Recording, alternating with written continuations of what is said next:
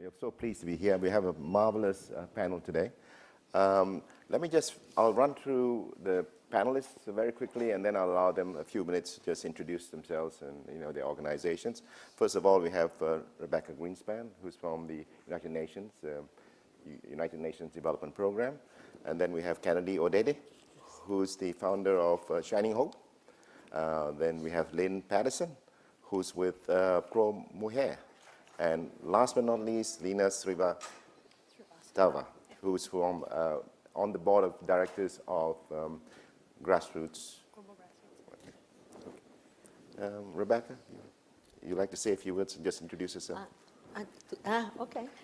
I'm Rebeca Grynspan. I'm the Undersecretary and Undersecretary General. I'm the Associate Administrator of the UN Development Program. And I've been in the UN around 10 years. And before that, I was in the government of Costa Rica. I was Vice President and Minister in my former life.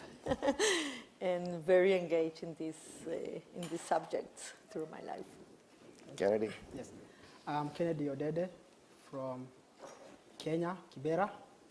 I'm the co-founder of Shining Hope for Communities, which fights gender inequality and extreme poverty by linking free schools for girls and other social services in Kibera slums. Thank you. I'm Lynne Patterson, co-founder of Pro Mujer, a women's development organization that operates in 5 countries in Latin America with 200,000 clients. I'm a teacher by training. I believe strongly in education. Everything we do is to educate women so that they can be change agents in their own community. And I'm thrilled to be here this evening. Hi, I'm Lina Srivastsava. In my day job, I run a strategy firm that looks at how to use culture in social change. So I work with a lot of documentary filmmakers. But today I'm here in my capacity as a board member of Global Grassroots, which is an organization dedicated to working with vulnerable women in post-conflict zones. We run an incubator that allows women to create their own social ventures and civil society organizations. Thank you. We're here today to look at the role of women in alleviating poverty and hunger. And I think one of the major questions in your mind is perhaps why is it that there's such an emphasis on women and girls in the way that we address poverty. And I'd like to pose this question first to Rebeca because she's with UNDP and they do a lot of work with women and children around the world.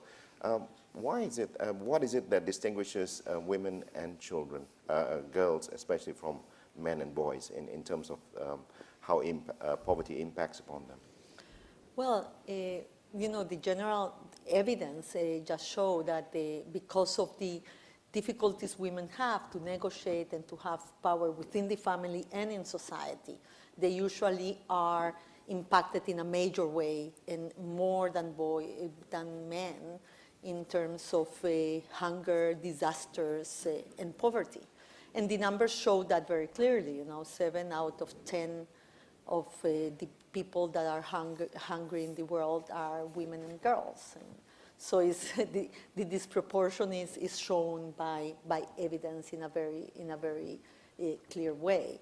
And this disempowerment and discrimination and a lack of equality shows at all levels. It shows in the family, in the community, at the local level.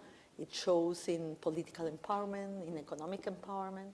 And, to fight, we know, and the evidence also show in an overwhelming way, that if we want to achieve the Development Millennium Goals, if we want to fight poverty and hunger, and if we want just a better society, it's overwhelmingly shown that to invest in women and girls is the best way to get there.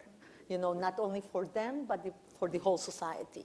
So it's not only a women's issue, it's a societal issue, and that's the main message, probably, from the work that we have been doing.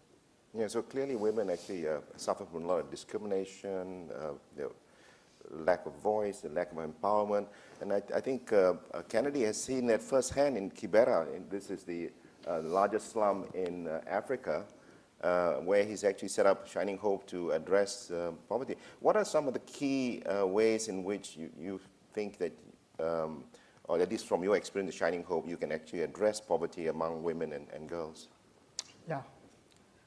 I think the most important thing is to know places like Kibera slums and other places, there is a gender inequality, but at the same time, what we call lack of resources, you know.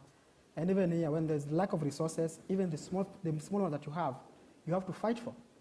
As a little boy in the slum of Kibera, I went to work in a factory to earn $1.5 per day for 10 hours.